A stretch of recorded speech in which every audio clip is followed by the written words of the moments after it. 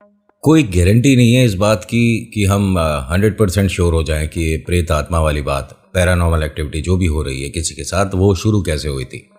कभी कभी अंदाजे लगाते हैं, वो फिट बैठ जाते हैं कि हाँ इस वजह से हुआ था। लेकिन बहुत बार, 100 में से 90 बार अंदाज़ा भी नहीं लग पाता। शुरुआत कहाँ से हुई है कुछ नहीं कह सकते, और शुरू कब से हुआ है ये नहीं कह सकते। आपको ये बात सुनकर बहुत ज़्यादा अजीब लगेगा कि नितिन क्या बोल रहे हो यार तुम। 12 साल से किसी के साथ प्रेत था, लेकिन उसे कभी पता ही नहीं चला। बीच बीच में डर कर उठ जाना, भयभीत होकर सपना डरावना देख लिया ऐसा मानकर उठ जाना, या घर में मेरे अलावा भी कोई है ऐसा मान लेना चलता रहता था। लेकिन घर में या उस इंसान के अंदर प्रेत है इतने समय तक पता ही नहीं चला। और पता कैसे चला? जैसे ही शादी की बात आई। नमस्कार, हर हर महादेव, जय भोलेनाथ। आपका स्वागत। यह है चाचा के फैक्ट्स। मैं नितिन हूँ, कहानियाँ सुनाता हूँ। कभी फैक्ट्स, कभी ईश्वर से जुड़े चमत्कार, कभी रोचक पौराणिक कथाएं, और कभी ये जो आज है, तीसरी शक्ति के प्रकोप। कहानी के माध्यम से समझाता बताता हूँ। अगर आपके पास भी कोई ऐसा एक्सपीरियंस है जो आप हमारे साथ शेयर करना चाहते हैं तो मैसेज करिएगा, लेकिन ध्यान रखिए थोड़ा वक्त लगता है। और मैं हर किसी की कहानी को सच मानकर अपलोड करता हूँ। बहुत सारे लोग मुझे मैसेज कर रहे हैं डिलीवरी बॉय वाली कहानी के अगले भाग के लिए। आओ जवाब देता हूँ इंट्रो के बाद। जय भोले।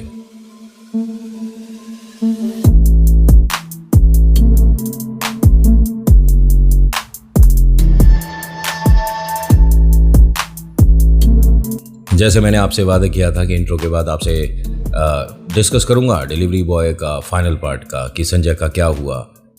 जी, जितनी कहानी आती है उतनी कहानी ही बताता हूं, उसके आगे की बनाकर नहीं सुनाता। वो ठीक है, लेकिन अपने दोस्त के साथ अब उसका कोई ताल्लुक नहीं रहा। अब आपके मन का बहुत ज्यादा जो गुस्सा था, कैसी कहानी सुनाता है, अधूरी कहानी सुनाता है। देखो, ये कहानी आपने दोनों सुनी होंगी। मैंने इसके अंदर ना कोई मिलावटी खेल नहीं खेला था। जिसने जो बताया, अब मैं उसके घर जाके सारी चीज़ें कंफर्म नहीं करूँगा ना, लेकिन आप भी भेजते हो तो मैं आपकी भी बात पर विश्वास करके ही कहानी सुनाता हूँ। बाकी आपके ऊपर डिपेंड करता है कि आपको कहानी सच माननी है, अच्छी माननी है, मनगढ़ंत माननी है, क्या मानना है। ठीक है, आप कमेंट में मुझे बता सकते हो, नो इशू। लेकिन बस ये मानकर चलिएगा कि आप जो लिख रहे हो शब्द, ये वो भी पढ़ रहा है जिसके साथ ऐसी समस्या हुई थी। उसे बुरा नहीं लगे, मुझे बुरा लगे ना लगे कोई फर्क नहीं पड़ता। आओ अब कहानी सुनाता हूँ, वरना मैं बहुत सारी बातें कर देता हूँ। आज की कहानी प्रदीप और सुनैना की है। प्रदीप एक ऐसा इंसान जो कि अपने काम में व्यस्त रहता था। अच्छी खासी नौकरी चल रही है और बहुत ज़्यादा बिजी है, मार्केटिंग का काम है। और इनकी शादी सुनैना से तय हुई थी बीच में, लेकिन सुनैना की फैमिली में एक प्रॉब्लम हो गया। उनकी जो दादी हैं वो गुजर गई थी, इस वजह से शादी पोस्टपोन्ड हो गया। उसके बाद एक और कोई समस्या हुई, फिर पोस्टपोन्ड हो गया।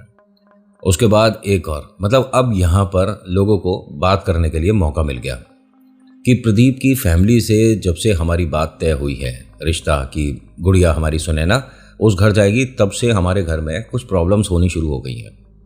सुनैना के जो पापा हैं उन्हें फाइनेंशियली प्रॉब्लम भी हुआ। लेकिन आपको एक बात बताऊं, जो प्रदीप है इसको कहा जाता है, इसके घर वाले जैसा मुझे बताते हैं, कि इसे साक्षात बजरंगबली दिख चुके हैं। और इसने जो जो बताया वैसा हमारे घर में कैसे हनुमान जी का प्रतिमा आया, हमें कोई आइडिया नहीं, क्योंकि जिसने गिफ्ट दिया उसके बारे में आज तक नहीं पता चला। एक चीज़ गिफ्ट से मुझे याद आया, अभी त्योहारों का समय है ना, तो किसी को भी अपने घर से उठाकर भगवान गिफ्ट में मत दे देना। बहुत से लोग कहते हैं हमारे घर में 2 लड्डू गोपाल हैं तो चलो एक अपनी बहन बिटिया को दे देते हैं। क्यों दे देते हैं? खरीदने की तो हैसियत है आपकी और उनकी, तो खरीद कर दे दो। अपने घर से भगवान शेयर नहीं किए जाते हैं, मंदिर के तो खास तौर से। और तोहफे में एक चीज़ प्लीज़ मत दे दीजिएगा किसी को। आपके घर में अभी तक कोई नेगेटिविटी नहीं है ना, तो उसके घर में अगर हुई तो उस तोहफे के माध्यम से जिसने दिया है उस तक आ जाती है ये। वो बताएंगे, लेकिन अभी नहीं बताएंगे। अभी बता देंगे, सभी कुछ बता देंगे, तो आप कल कैसे आएंगे? हैं, आप कह रहे हो नितिन ये तो गलत बात है। यही तो बात है, कहानी सुन लो अब फटाफट से। प्रदीप और सुनैना। प्रदीप एक ऐसा लड़का जो कहता है कि मुझे हनुमान जी साक्षात दिख चुके हैं। फिलहाल अभी सुनैना को आप समझ लीजिए। जो सुनैना है इसका भी जो जान पहचान हुआ है प्रदीप से, एक शादी के दौरान हुआ था। दोनों फैमिली एक दूसरे से मिले, बात हुआ, और सुनैना का जॉब का भी प्रबंध जो है प्रदीप ने कराया था।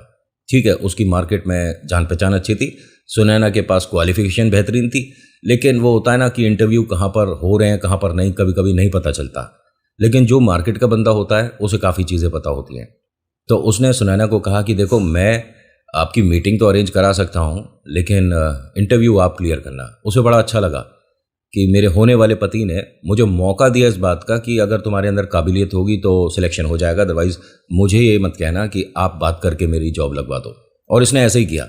दोनों एक दूसरे को बहुत पसंद करते हैं, दोनों वेल एजुकेटेड हैं, दोनों अच्छे पढ़े लिखे हैं, और दोनों में से कोई भी भूत प्रेत आत्मा को नहीं मानता। और क्यों माने? जब तक हमारे साथ कुछ नहीं होता तब तक ये सारी बातें मनगढ़ंत और किस्से कहानियां हैं, है ना?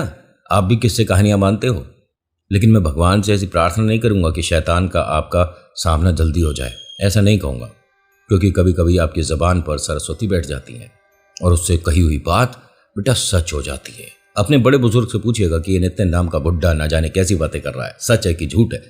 जब वो कहेंगे ना सच है, तो आकर वीडियो के नीचे लिख कर बता देना। लिख कर ही बताओगे, और कैसे बताया जाता है? कुछ कुछ बातें तो मेरे मुंह से ना जाने कैसे निकल जाती हैं। खैर, होता क्या है कि प्रदीप और सुनैना यहाँ जब 3 बार शादी पोस्टपोन हो गया तो ये भी सोचने पर मजबूर हो गए। इन दोनों फैमिली ने एक बड़ी गैदर करी और सब लोग मिलकर बातचीत करने के बाद एक फैसले पर पहुंचना चाहते थे। जो सुनैना है ये फाइनेंशियली प्रदीप की फैमिली से थोड़े से कमज़ोर हैं, मतलब लड़के वाले ज़्यादा पैसे वाले हैं, लेकिन उन्हें इस बात का कोई घमंड नहीं था। सुनैना के मम्मी पापा कहते हैं कि देखिए, कारण उनका कुछ और है, लेकिन इन्होंने बात क्या बनाई। सामने प्रदीप भी बैठा था, सुनैना भी बैठी थी, और प्रदीप सुनकर बड़ा ये चौंक गया कि ये सारी बातें तो जिस दिन शादी के लिए हम आए थे और बातचीत हो रही थी तब हो रही है, अब क्या मतलब है। सुनैना की मम्मी क्या बोलती हैं कि देखिए जी, समाज में हमें भी रहना है, आपको भी रहना है, लेकिन प्रदीप की मम्मा, हम बस ये चाहते हैं कि ये शादी अब रहने ही देते हैं। 3 बार तो पोस्टपोन हो चुका है और शायद भगवान को भी यही मंजूर है। तो प्रदीप के मम्मी पापा ने सवाल किया कि आप कह क्या रहे हो, आपको पता है? आप कह रहे हो कि शादी पोस्टपोन कर दिया जाए? ये दोनों एक दूसरे को पसंद करते हैं, पिछले 1 साल से दोनों दोस्ती में हैं, और आप मना कर रहे हो? हाँ देखिए, ये जो शादी ब्याह होता है ना, थोड़ा पैसे को भी देख कर चलना चाहिए। मतलब संसार में हमें भी मुंह उठाकर चलना है ना, तो लोग कहेंगे कि पैसे की वजह से ऐसे हमने अपनी बिटिया का ब्याह कर दिया। उन्होंने कहा कैसी बातें कर रहे हो, दोनों अच्छा खासा खा कमा रहे हैं, पैसों की बात कहाँ से आ गई? नहीं नहीं, अरे फिर भी आप बताइए, पैसे की बात कैसे आई? प्रदीप ने आपसे कोई डिमांड कर दी या सुनैना ने कुछ कहा है आपसे? कुछ बोलो आप। हमने आपसे कहा है कि हमारे को कुछ नहीं चाहिए, भगवान का दिया हमारे घर में एक एक चीज़ है, हमारे यहाँ गिफ्ट एक्सेप्टेड है ही नहीं। 101 में ब्याह हो जाएगा बस, आप समझ रहे हो? एक होता है ना 101 11 सवा, ये जो गांव की लैंग्वेज है कि 101 ब्याह, 101 बाराती, 101 मिठाई, 101 खाना वगैरह, सब्जी वगैरह, कि 101 में ब्याह हो जाएगा। अब सुनैना के मम्मी पापा को मौका चाहिए, लेकिन ये लोग इतने अच्छे हैं कि मान नहीं रहे हैं। सुनैना ने कहा कि मम्मा, आपने मुझे बताया नहीं था कि हम इस वजह से यहाँ पर आ रहे हैं, लेकिन मुझे प्रदीप अच्छा लगता है। उन्होंने कहा बेटा समझा कर, और धीरे धीरे बताई उन्होंने बात कि ये फैमिली ना थोड़ी नेगेटिविटी रखे है। जब से इनसे बात हुई है तब से हमारे घर में कुछ ना कुछ गड़बड़ होता जा रहा है, और हमारे को एक हमारे तांत्रिक हैं, उन्होंने भी कहा है कि इस परिवार से जितना दूर रहो उतना अच्छा है। उसने तो देखिए ठीक ही बोला था, जितना दूर रहो उतना अच्छा है, क्योंकि ये परिवार हनुमान जी को मानने वाला है, और हनुमान जी को मानने वाले परिवार के साथ अगर आपकी दोस्ती या रिश्तेदारी बनती है तो उसका प्रभाव आप पर भी आ जाएगा, अच्छा आपके साथ भी होने लग जाएगा, हनुमान जी आपकी भी रक्षा करने लग जाएंगे। लेकिन सुनैना प्रेत 12 साल और वो तांत्रिक, कहीं उसने तो खैर आगे पता चलेगा। यहाँ होता क्या है कि सुनैना ने अपने मम्मी पापा से ये बात कंफर्म कर लिया कि आज कोई फैसला नहीं होगा, उसने मम्मी पापा से, मतलब होने वाले मम्मी पापा से, प्रदीप के मम्मी पापा से बोला कि अंकल आंटी आप ना गुस्सा मत होइएगा, मुझे पता नहीं था कि हम इसलिए आ रहे हैं और ये सारी बातें होंगी, और सॉरी कि मैं बड़ों के बीच में बोल रही हूँ, लेकिन मैं और प्रदीप तो ये चाहते हैं कि हमारी शादी हो, लेकिन अगर आप बड़े नहीं चाहते सब लोग, तो हम दोनों सिर्फ दोस्त बनकर भी रह लेंगे। हमारी शादी आपको जहाँ जहाँ करनी है वहाँ कर दीजिए, लेकिन शादी तो बड़ों के आशीर्वाद से ही होगी। उन्होंने कहा बेटा देख, हमारी तरफ से कल भी मना नहीं था और आज भी नहीं है। ये नई बात जो भी आई है ना, तेरे मम्मी पापा की वजह से आई है। अब वो क्यों बोल रहे हैं हमें नहीं पता। हम तो अब भी कह रहे हैं कि हमें प्रॉब्लम ना कल थी ना आज है। प्रदीप ने भी यही बात कही कि मेरे मम्मी पापा जो बोल रहे हैं बिल्कुल ठीक है। मुझे सुना है ना तुमसे, शादी में ऐसा नहीं है कि कभी पैसे वाली बात आई, ठीक है ना। हमारे को कोई प्रॉब्लम है, हमारे तो इनफैक्ट घर में सब लोग इतना पसंद करते हैं सुनैना को, और सुनैना जब भी घर पर आई है, चाची यहाँ पर बैठी हैं, ताई यहाँ पर बैठी हैं, सबके साथ ऐसे घुल मिल कर बात करती है जैसे कि न जाने यहाँ पर कब से रह रही है। यहाँ सभी लोगों ने कहा कि इन दोनों की जोड़ी परफेक्ट है, आप क्यों इसे मतलब मना कर रहे हो कि सुनैना घर में नहीं आनी चाहिए। देखिए ऐसा है कि हम इनके मम्मी पापा हैं ना, तो डिसीजन हमारा ही होगा। प्रदीप ने यहाँ हाथ जोड़ दिया कि जैसी प्रभु की इच्छा वैसा ही होगा। जय बजरंगबली। मुझे अभी ऑफिस के लिए निकलना, मैं चलता हूँ। अब जैसे ही ये उठकर चला ना, तो सुनैना का चेहरा नीचे था, लेकिन इसकी आंखें मतलब ऐसे जैसे हम किसी को मुंह नीचे करके देख रहे होते हैं ना, इस तरह से जैसे देखते हैं। इसका चेहरा तो नीचे था, लेकिन आंखें पूरी ऊपर उठाकर इसे घूर घूर कर देख रही थी। ये पहली बार था, ऐसा कभी घर में किसी ने तो नोटिस नहीं करा था। देखिए, आप किसी ऐसे इंसान को ऐसे घर ले आए जिसमें सभी लोग बजरंगबली को बहुत मानते हैं, तो उस पर कोई ना कोई असर दिख जाएगा। और इसके ठीक पीछे इनके घर का मंदिर भी था जहां पर ये लोग बैठे थे। और इसकी ना एक बहुत बुरी आदत थी, प्रदीप की बहुत बुरी आदत थी कि घर से जब भी बाहर काम के लिए निकल रहा है, ऑफिस जा रहा है या कहीं भी काम के लिए जा रहा है, तो ये मंदिर में माथा टेक कर निकलता था। ये चीज़ ना आप करके देखिएगा कि नितिन मंत्र कौन सा बोलना है, कोई नहीं बोलना, कुछ नहीं बोलना, बस ध्यान रखिएगा। इतना बोल सकते हो ना आप, हमारा ध्यान रखिएगा। बस अपने घर के मंदिर के सामने आकर जब भी घर से बाहर आप निकलते हो, अगर ऑफिस में कोई बड़ी मीटिंग है ना, करके देखना। कोई आपको अपने कॉलोनी के बड़े मंदिर में जाकर दिया आरती धूप बत्ती नहीं करनी है, वैसे कर सकते हो, इसमें कोई प्रॉब्लम नहीं है, अच्छा ही होगा आपके साथ। लेकिन अगर आप पे समय की थोड़ी व्यवस्था कम रहती है ना, तो ये करके देख लेना। ये एक मेरा आजमाया हुआ टोटका है। जब घर से निकलो और अगर आपके घर में मंदिर नहीं है, माता पिता हैं, उनके पैर छू देना, सारे मंदिरों के दर्शन हो गए। और अगर वो नहीं है, तस्वीर है उनकी, तस्वीर को माथे लगा लेना, तो भी आपके 4 धाम की यात्रा संपन्न। खैर, होता क्या है कि ये मंदिर में जैसे गया, दरवाज़ा खोला तो ये एकदम उठकर बाहर की तरफ जाने लग गई। सुनैना उठकर बाहर की तरफ जाने लगी कि मम्मी पापा मैं आपका बाहर इंतज़ार कर रही हूँ, आ जाना। ये क्या तरीका हुआ भाई? ऐसा है कि हनुमान भक्त हनुमान के सामने है, तो अब उसका जो ऑरा जनरेट होगा ना, जिस पर प्रेत है उसकी तो मतलब क्षमता नहीं है कि यहाँ पर रुक पाए। और वो यहाँ रुकी भी नहीं, बाहर गई और दरवाजे के बाहर जस्ट बाहर जाकर खड़ी हो गई। 2-1 सेकंड तक रुकी रही, एकदम से क्या बोलती है, अरे तुमसे कहा है ना कि चलो, तुम्हारे को समझ ही नहीं आता क्या? यहाँ पर हमें दोबारा आने की जरूरत नहीं और मुझे नहीं करनी इस घर में शादी। 1 मिनट, ये इस घर में पहले भी आ चुकी है, घर में सबसे मिल चुकी है, बात कर चुकी है। हनुमान जी का जो भक्त है उसके साथ ये यहाँ पर आ चुकी है, बैठ चुकी है, खाना वगैरह खा चुके हैं सब लोग, बाहर मूवी देख कर आ चुके हैं सब, मतलब तब इस पर ये सारी प्रॉब्लम क्यों नहीं हुई? देखिए, जब तक प्रेत अपने आप को छुपाए रखेगा तब तक पकड़ में नहीं आएगा। लेकिन अगर बाई चांस ऐसी कोई सिचुएशन हुई कि उसे निकलने का, भागने का मौका ना मिला और कोई हनुमान भक्त या बजरंग बली सामने आ गए, तो उसे प्रॉब्लम होगी। जब लोग कहते हैं ना कि ये बेवकूफ़ी कर रहे हैं, कि अपना सिर घुमा रहे हैं, ठीक है, जब किसी पर ऐसी शक्ति खेल रही होती है ना, तो उसे पता ही नहीं होता कि उसकी बॉडी पे क्या मूवमेंट हो रही है या वो क्या कर रहा है। ये जो जीभ बड़ी हो जाती है या जीभ आपकी ठोड़ी तक आई है, उसके बाद बार बार वो ऐसा लगता है कि जैसे अपनी जीभ चबा रही है, तो हाँ, there are some kind of आपका हार्मोनल चेंजेस। तो हाँ, ये आपका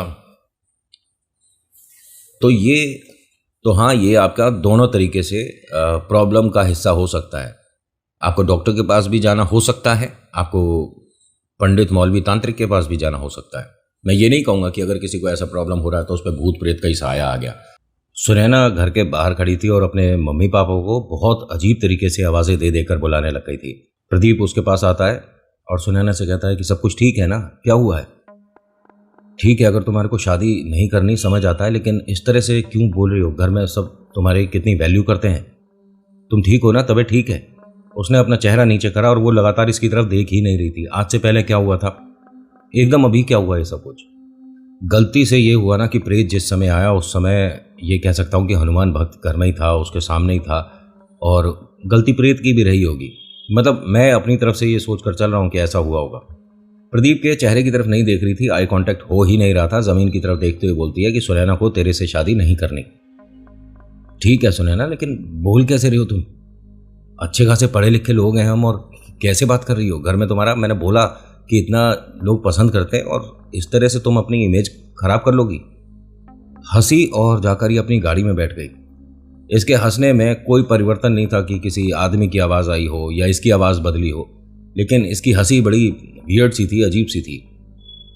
घर के सभी लोग खड़े हुए दरवाजे तक आ गए कि ये किस तरह से कर रही है। जो घर में बड़ी अम्मा है, इन्होंने कड़ा दिया था। एक इनके घर का रिवाज होगा कि जब रिश्ता तय होता है तो एक कड़ा पहनाया जाता है, पुश्तैनी कड़ा। उसके हाथ में वो था नहीं। अम्मा जी ने यही बात बोली कि बेटा एक बार जा और एक बार बस उसके हाथ में देख, कड़ा पहना है उसने, नहीं पहना। लेकिन वो मेरे से बात कैसे कर रही है? आपने सुना था अम्मा? तू एक बार जा और बस गाड़ी में बाहर से देख ले कड़ा है या नहीं है। इसने जाकर देखा तो हाथ में कोई कड़ा नहीं था। प्रदीप ने घर पर आकर अम्मा जी को यही बात बताई कि उसके हाथ में कोई कड़ा नहीं है। इनके मम्मी पापा से कहते हैं कि वो जो हमने गुड़िया को पहनाया था, वो कहा था ना कि शादी तक पहनते हैं और उसके बाद मंदिर में रखने के बाद 2 दिन की पूजा होती है, फिर दोबारा उस कड़े को पहनाया जाता है। आपने क्यों हटा दिया? कह रहे जी जब आ रहे थे तब तो इसके हाथ में था, ना जाने शायद गाड़ी में कहीं रह गया होगा अंदर, लेकिन उसने उतारा क्यों? आप बुरा मत मानिएगा, आपके घर में सब कुछ ठीक है? कह रहे जी सब कुछ तो ठीक नहीं है अम्मा, लेकिन आप जानते ही हो घर में एक स्वर्गवास हो चुका है, 2 दिक्कतें और बड़ी हो चुकी हैं, मेरे को भी फाइनेंशियली थोड़ी प्रॉब्लम चल रही है। क्या बोलूँ मैं आपसे? आपने कहा सब कुछ ठीक, मेरे हिसाब से तो नहीं है। उन्होंने कहा कि तुम्हारे को ऐसा नहीं लगता कि गुड़िया के साथ कोई और भी प्रॉब्लम है? अब प्रदीप जो कि बहुत जल्दी में था, ऑफिस जाना था, वो रुक गया एकदम कि क्या कह रही हो माई, और कैसी प्रॉब्लम? आपने किसी को दिखाया क्या?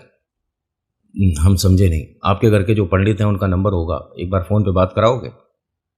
उन्होंने फ़ोन मिलाया पंडित जी से। माई ने बात करी, मतलब जो इनके घर की बड़ी हैं अम्मा जी।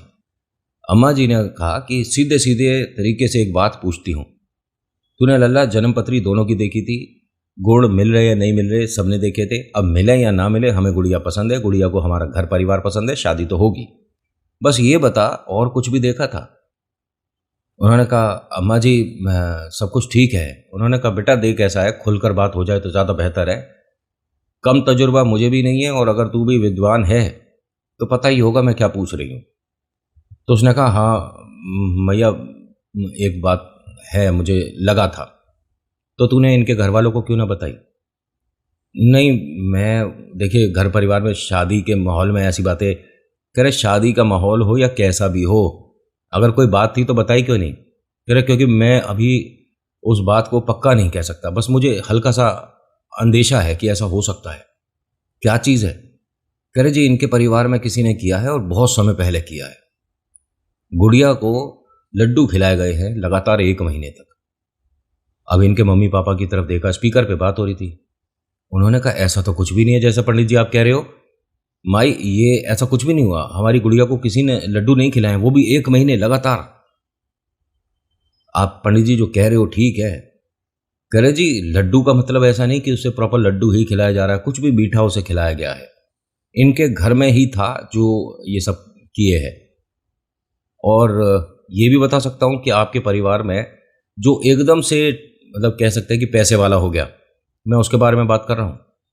और इनके घर में सुनैना के जो ताऊ जी हैं, एकाएक उनका समय ऐसा बदला था, मतलब सच में उनकी एक छोटी सी नॉर्मल सी मिठाई की दुकान थी, वो बड़े रेस्टोरेंट में कैसे बदल गई, पता नहीं उन्हें कहीं पैसे की बोरी पड़ी मिल गई भाई।